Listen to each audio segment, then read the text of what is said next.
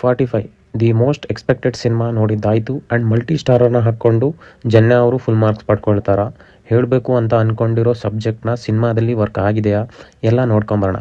ಅದಕ್ಕಿಂತ ಮುಂಚೆ ಎಲ್ಲರೂ ಸಬ್ಸ್ಕ್ರೈಬ್ ಮಾಡಿ ಸಪೋರ್ಟ್ ಮಾಡಿ ಅಂತ ಹೇಳ್ತಾ, ಇನ್ನು ಸಿನಿಮಾದ ಪ್ಲಾಟ್ ವಿಷಯಕ್ಕೆ ಬಂದರೆ, ಇಲ್ಲಿನ ಮುಖ್ಯ ಪಾತ್ರ ವಿನಯ್ಗೆ ಒಂದು ಕನಸು ಬೀಳುತ್ತೆ ಅಂಡ್ ಆ ಕನಸು ಯಾವುದು, ಅದರಿಂದ ಅವ್ನು ಏನೇನೆಲ್ಲ ಚಾಲೆಂಜಸ್ ಫೇಸ್ ಮಾಡ್ದ ಅದೆಲ್ಲ ನೀವು ಸಿನಿಮಾ ನೋಡಿನೇ ತಿಳ್ಕೊಬೇಕು. ಇನ್ನು ಆ್ಯಕ್ಚುಲಿ ಸಿನಿಮಾ ಹೇಗಿದೆ, ನಂಗೇನೆಲ್ಲ ಇಷ್ಟ ಆಯಿತು, ಏನೆಲ್ಲ ವರ್ಕ್ ಆಗಲಿಲ್ಲ ಅದೆಲ್ಲ ನೋಡ್ಕೊಂಬರೋಣ.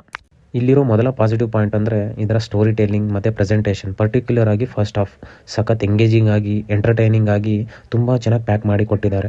ಒಂದು ಕಡೆನೂ ಸ್ಲೋ ಫೀಲ್ ಆಗಲ್ಲ. ಆ್ಯಕ್ಚುಲಿ ಇವರು ತಗೊಂಡಿರೋ ಕಾನ್ಸೆಪ್ಟ್ ಸಿಕ್ಕಾಪಟ್ಟೆ ಇಂಟ್ರೆಸ್ಟಿಂಗ್ ಆಗಿದೆ. ಹುಟ್ಟು ಸಾವಿನ ಮಧ್ಯೆ ಮನುಷ್ಯ ತನಗೆ ಬೇಕಾಗಿರೋ ಹಾಗೆ ನೋಡ್ಬೋದು, ಅರ್ಥ ಮಾಡ್ಕೋಬೋದು. ಆದರೆ ಗರುಡ ಪುರಾಣದಲ್ಲಿ ಅದಕ್ಕೆ ಅಂತ ಒಂದು ವಿಶಿಷ್ಟವಾದ ಹಿನ್ನೆಲೆ ಇದೆ, ಸ್ಥಾನ ಇದೆ.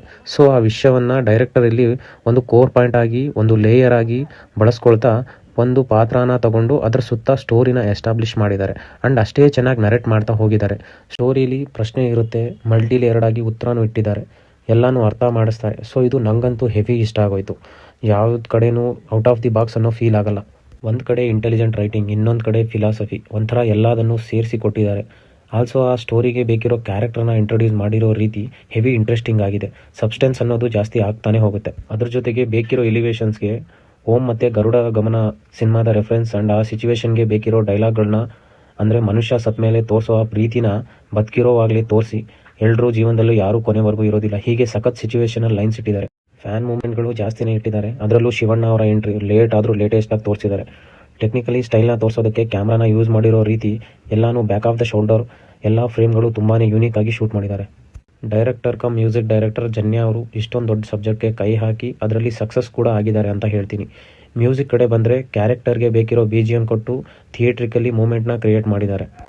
ಇನ್ನು ಪರ್ಫಾರ್ಮೆನ್ಸಸ್ ಕಡೆ ಬಂದರೆ ಉಪ್ಪಿಯವರ ಪಾತ್ರಕ್ಕೆ ಡೆಪ್ತ್ ಇದೆ, ವೇರಿಯೇಷನ್ಸ್ ಇದೆ. ಈ ಕಡೆ ನೆಗೆಟಿವ್ ಶೇಡ್ಸಲ್ಲೂ ತುಂಬ ಪವರ್ಫುಲ್ಲಾಗಿ ಕಾಣಿಸ್ತಾರೆ. ಇನ್ನು ರಾಜ್ ಬಿ ಶೆಟ್ಟಿ ಅವರೇ ಈ ಕತೆಗೆ ಮೇನ್ ಕ್ಯಾರೆಕ್ಟರ್.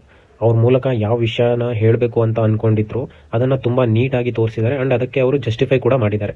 ಶಿವಣ್ಣ ಅವರ ಪಾತ್ರನ ಹೇಗೆ ಇಂಟ್ರೊಡ್ಯೂಸ್ ಮಾಡಿದಾರೋ ಕ್ಲೈಮ್ಯಾಕ್ಸಲ್ಲಿ ಅದರ ಡೆಡ್ ಆಪೋಸಿಟ್ ಗೂಸ್ ಬಂಪ್ಸ್ ಮೂಮೆಂಟ್ಗಳು ರಿಪೀಟ್ ಆಗಿ ಬರ್ತಾನೆ ಇರ್ತವೆ.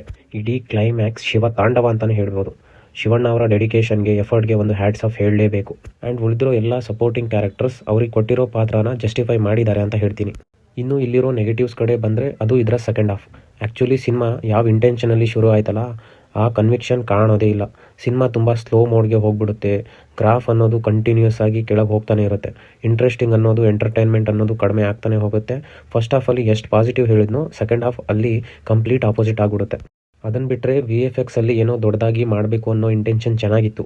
ಬಟ್ ಕಲರ್ ಗ್ರೇಡಿಂಗಿಂದ ಫೈನಲ್ ಔಟ್ಪುಟ್ ತುಂಬ ಪೂರ್ ಅನ್ಸೋಕೆ ಶುರು ಆಯಿತು.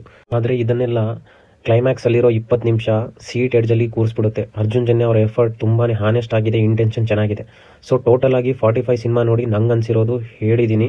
ಇನ್ನು ನೀವೇನಾದರೂ ಸಿನಿಮಾ ನೋಡಿದರೆ ನಿಮ್ಗೆ ಏನು ಇಷ್ಟ ಆಯಿತು ಆ್ಯಂಡ್ ಯಾವ ಪಾತ್ರ ಇಷ್ಟ ಆಯಿತು ಅನ್ನೋದು ಕಮೆಂಟಲ್ಲಿ ತಿಳಿಸಿ.